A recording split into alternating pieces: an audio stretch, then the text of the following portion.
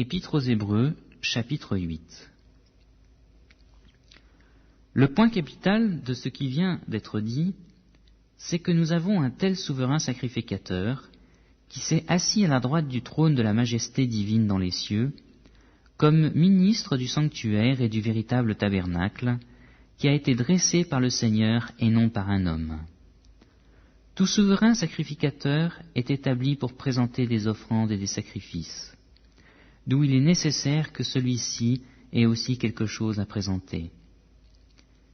S'il était sur la terre, il ne serait pas même sacrificateur, puisque là sont ceux qui présentent les offrandes selon la loi, lesquels célèbrent un culte, image et ombre des choses célestes, selon que Moïse en fut divinement averti lorsqu'il allait construire le tabernacle.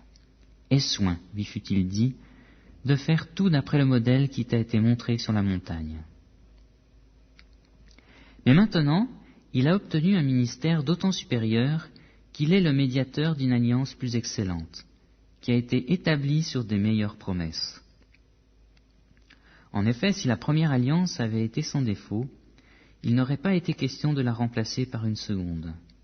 Car c'est avec l'expression d'un blâme que le Seigneur dit à Israël, « Voici, les jours viennent, dit le Seigneur, où je ferai avec la maison d'Israël et la maison de Juda une alliance nouvelle.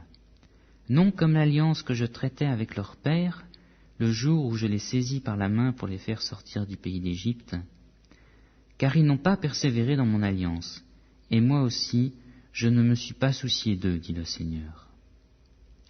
Mais voici l'alliance que je ferai avec la maison d'Israël, ces jours-là, dit le Seigneur.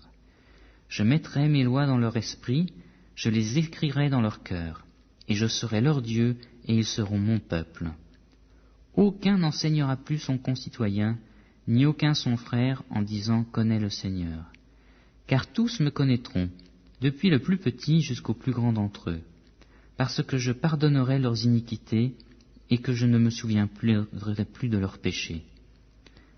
En disant « une alliance nouvelle », il a déclaré la première ancienne. Or, ce qui est ancien, ce qui a vieilli, est près de disparaître.